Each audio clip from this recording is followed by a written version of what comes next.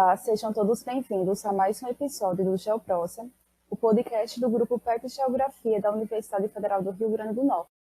Eu me chamo Lívia Campos e estou com Airon Dantas, e no episódio de hoje vamos conversar um pouco com o professor Ricardo Ojima sobre o censo demográfico. O censo demográfico é a principal fonte de referência para conhecermos um pouco sobre as condições de vida da população brasileira nas mais diversas escalas. No ano de 2020, que era o ano previsto para a realização do censo, houve a necessidade de adiamento devido à pandemia de Covid-19. No presente ano de 2021, mais uma vez, ele teve que ser adiado devido a questões orçamentárias. Então, o professor Ricardo Ojima, com quem vamos conversar hoje, seja muito bem-vindo, professor. Ele é mestre em Sociologia e doutor em Demografia pela Unicamp. No pós-doutorado, ele desenvolveu pesquisa no Núcleo de Estudos de População, com o apoio da FAPESP, sobre o tema Urbanização, Mobilidade Populacional e Meio Ambiente.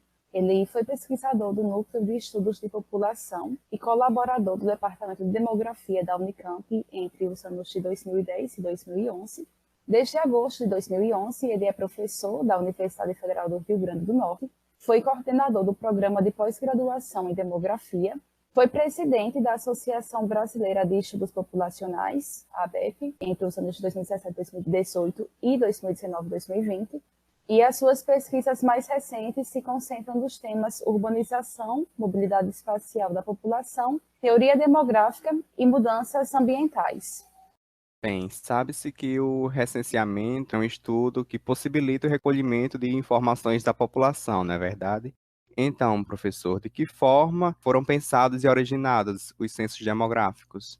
Bom, em primeiro lugar, agradeço o convite de vocês, do PET, de Geografia, para participar do podcast. Iniciativa bem importante, interessante. Agradeço novamente o convite. Então, falar um pouquinho sobre a importância dessa trajetória, como é que se organiza, como é que foi originado o censo. Inicialmente, lá no passado, os censos demográficos tinham fins principalmente militares, de organização e levantamento de informações da população. De fato, no caso do Brasil, em 1808, já foi feito um levantamento, mas com interesses desse perfil, para o recrutamento das Forças Armadas. Muito mais no passado mesmo, período da Roma Antiga, se faziam também levantamentos populacionais, também mais ou menos com esse fim, e de certa maneira também para levantamento de informações fiscais, de taxação da população. Ao longo do tempo, esses levantamentos populacionais foram sendo aperfeiçoados e foi se identificando a importância de saber mais do que informações específicas para fins militares, mas também para entender o perfil socioeconômico da população. Mais recentemente, principalmente a partir aí do século XX, as informações sobre a população garantem e permitem uma melhor aplicação, melhor desenvolvimento de políticas públicas e políticas sociais. Então, ao longo do tempo, os censos demográficos foram caminhando para essa direção. No Brasil, o primeiro recenseamento oficialmente registrado, considerado como registro histórico de recenseamento, é o de 1872, no Censo Geral do Império, que foi realizado aí pelo governo brasileiro, naquele período do Império ainda, para levantamento das características da população, incluindo aí também a população escrava, que era uma questão também econômica importante naquele período.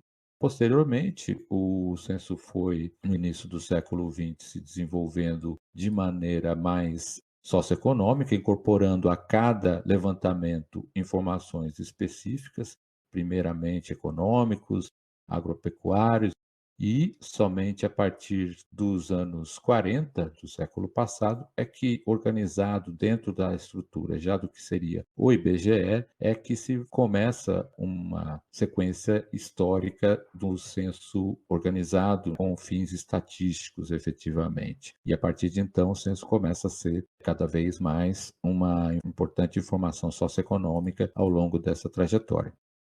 Certo. Verifica-se então, professor, com sua fala, que a contagem e recolhimento periódico de informações, ele não é algo novo. Então, quais são os principais objetivos na realização dos censos atualmente e qual a importância e por que eles devem ser realizados? Como eu mencionei, né, mais recentemente, as informações populacionais, elas incorporam dimensões sociais, econômicas, políticas, e a cada levantamento, novas informações foram sendo incorporadas na medida em que se identificava a maior complexidade da sociedade. Então, o censo demográfico, de certa maneira, reflete a complexidade e a diversidade de uma população. No caso do Brasil, a gente tem informações que vão desde o nível familiar, intradomiciliar, né, até as informações contextuais das populações, onde elas moram, né, o entorno da onde a população mora. Né? Então, os objetivos são inúmeros para fazer o levantamento censitário. Cada vez, considerando essa complexidade, a gente consegue obter perfis importantes da população com um nível de desagregação que outras pesquisas não conseguem atingir. O que isso significa? O censo demográfico é a única pesquisa de levantamento de dados, efetivamente, que acontece na escala socioeconômica, que acontece no nível dos municípios brasileiros. E mais que isso, as informações são subdivididas em partes dos municípios, porque elas são organizadas a partir do que a gente chama de setores censitários, que são unidades operacionais de levantamento de dados, onde cada recenseador fica responsável por um desses setores. Então, se divide um conjunto de aproximadamente 300 domicílios para cada recenseador, e as informações ficam organizadas também, disponibilizadas também no nível de setores censitários. Então, é possível ter perfis populacionais para níveis intramunicipais, ou seja, a gente consegue saber o perfil da população até mesmo em bairros ou áreas menores que bairros de municípios. E essa informação, via censo, é a única que existe. Outras pesquisas que são amostrais, né, basicamente, não conseguem ter esse nível de detalhamento. Então, além das políticas federais, políticas estaduais, também o censo demográfico tem fundamental importância para as políticas municipais, porque para muitos, e a maioria dos municípios brasileiros, é a única informação disponível. Né? Então, o censo acontecer a cada 10 anos já seria, até do ponto de vista aí de planejamento municipal, um intervalo de tempo longo a pensar aí das grandes transformações que acontecem no nível dos municípios. Sobretudo aí em termos do volume da população, que é um ponto importante, porque ele define a regra, né, dos critérios do Fundo de Participação Municipal, que é uma fonte importante de renda para boa parte dos pequenos municípios do Brasil. Então, é sugerido também que se faça uma contagem populacional nos intervalos entre um censo e outro, coisa que não tem sido feito recentemente também por conta de limitações de recursos, como a gente provavelmente ainda vai discutir aqui. Professor Gima, qual a importância da ciência na elaboração desses censos? Do ponto de vista científico, né, a gente tem uma importante interação. Né? O censo demográfico é desenvolvido pelo IBGE, mas entre os usuários importantes do IBGE é a comunidade científica, em todas as pesquisas, mas principalmente o censo demográfico.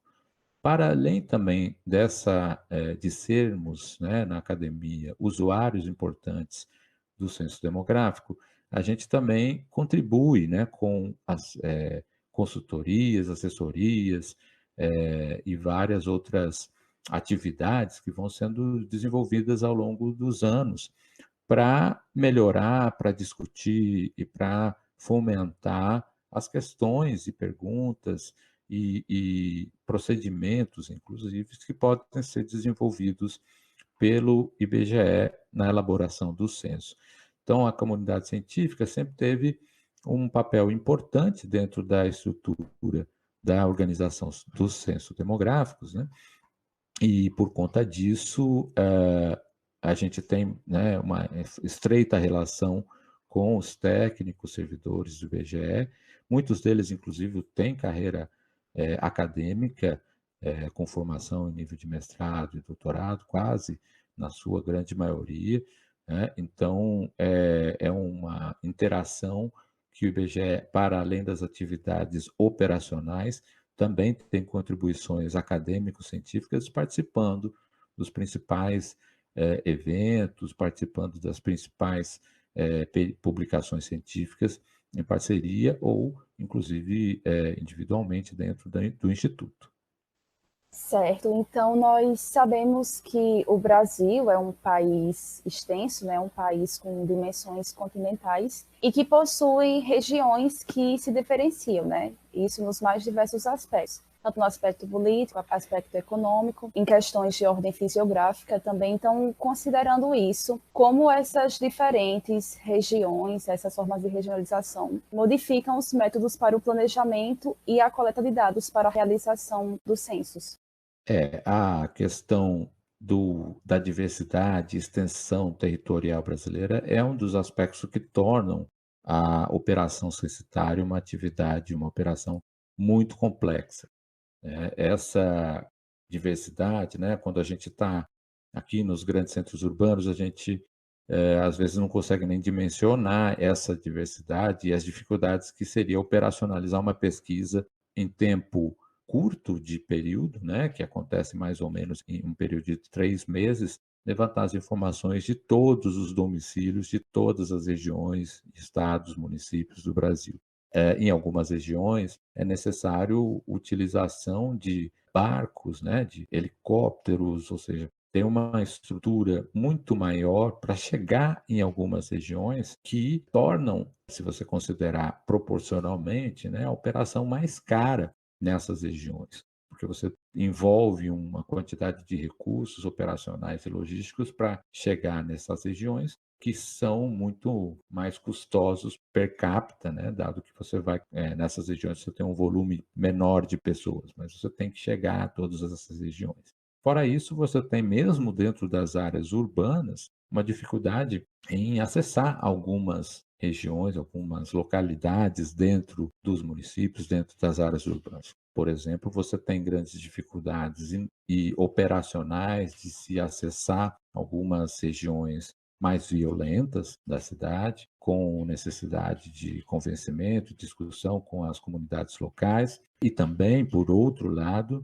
no extremo oposto, dificuldades muito grandes de acessar as regiões de condomínios fechados de alto padrão para entrar, né, dentro dessas áreas que são privadas, são cercados de muita segurança, então também dificulta o levantamento da informação.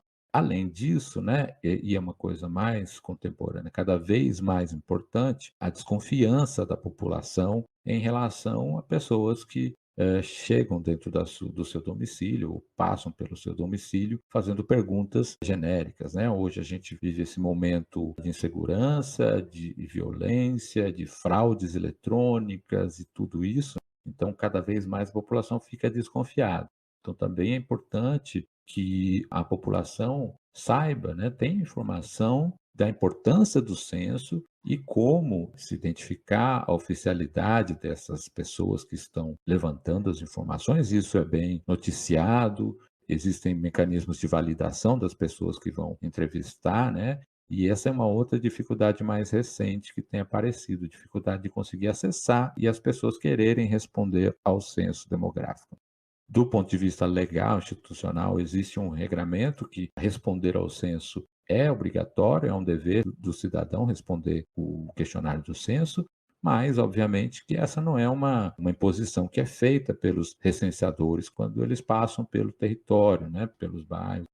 Não se chega, né, não se chega a esse ponto de obrigar uma pessoa a responder o questionário. Mas é importante que a gente tenha essa conscientização da população sobre a importância do censo. O censo vai a todos os domicílios. Muitas vezes as pessoas não se lembram, né, de terem sido entrevistados pelo censo, e aí desmerecem um pouco. Ah, mas o censo nunca passou na minha casa, eu nunca fui contado.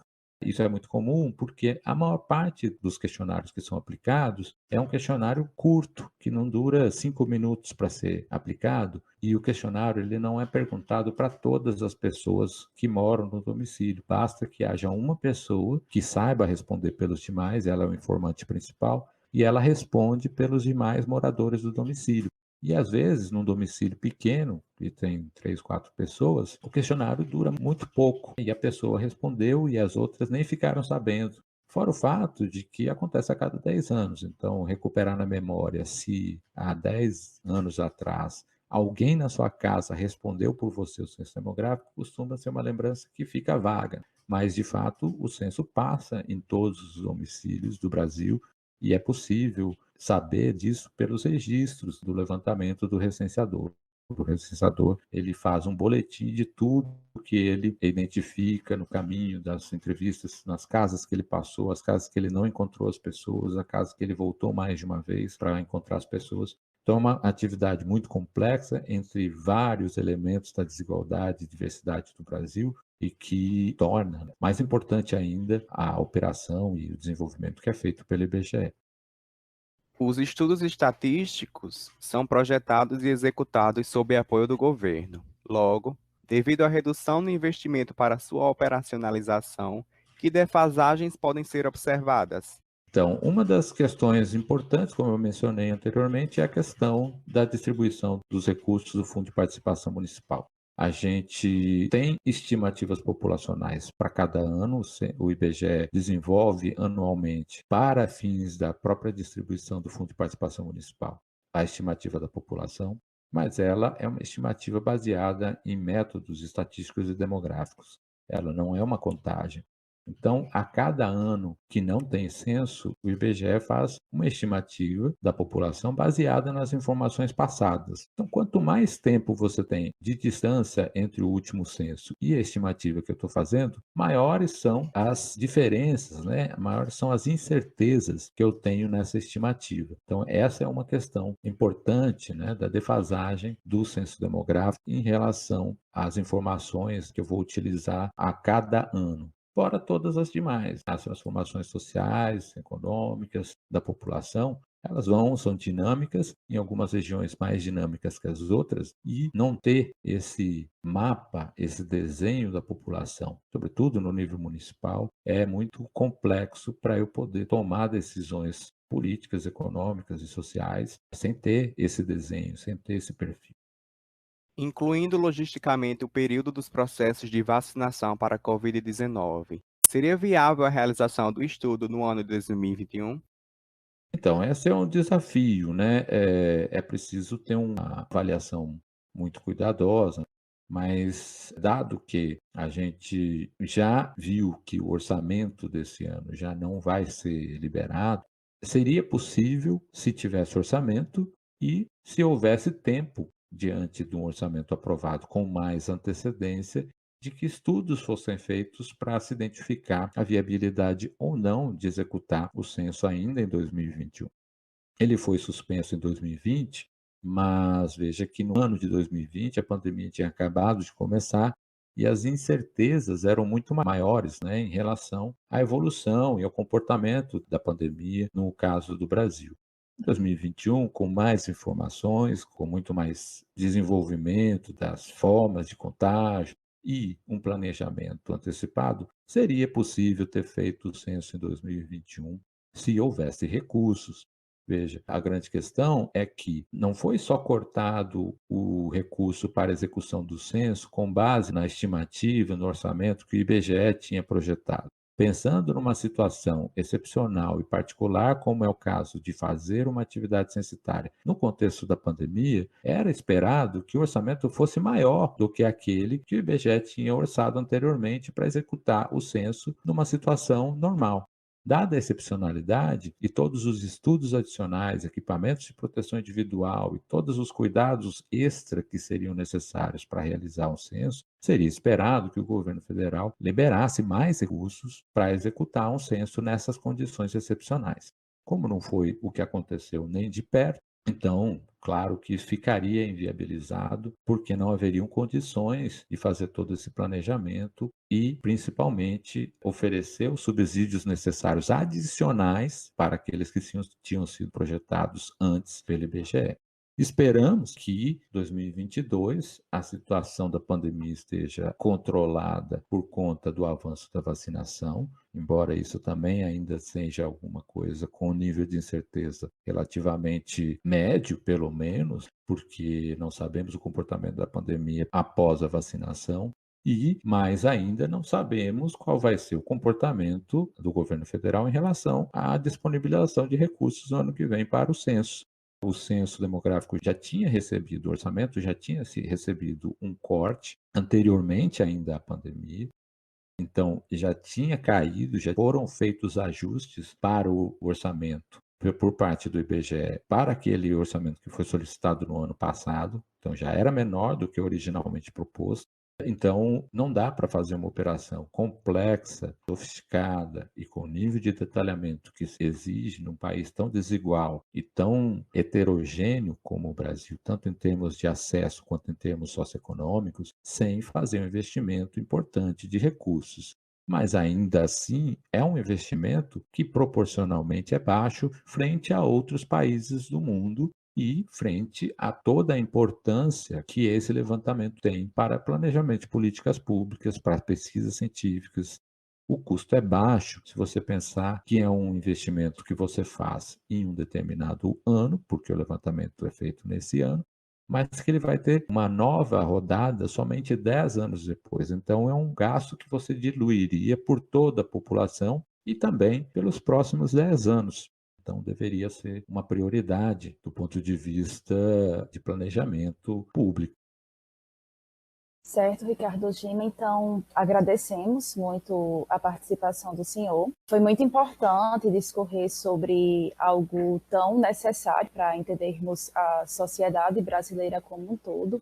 O senhor perpassou por questões históricas de como o censo funciona, como ele está também atualmente devido a essas questões da pandemia, dos cortes.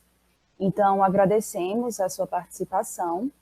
E convidamos a todos para nos seguirem nas nossas redes sociais, PET Geografia UFRN, deixarem opiniões e também sugestões de próximos conteúdos. Pedimos também para que sigam o podcast Rasgaí, que fala sobre ciência e possui um foco nos estudos que tratam sobre demografia e população. Ele é vinculado ao programa de pós-graduação em demografia da Universidade Federal do Rio Grande do Norte e possui como produtor e editor o professor Ricardo Ojima. Espero que tenham gostado deste episódio e até a próxima.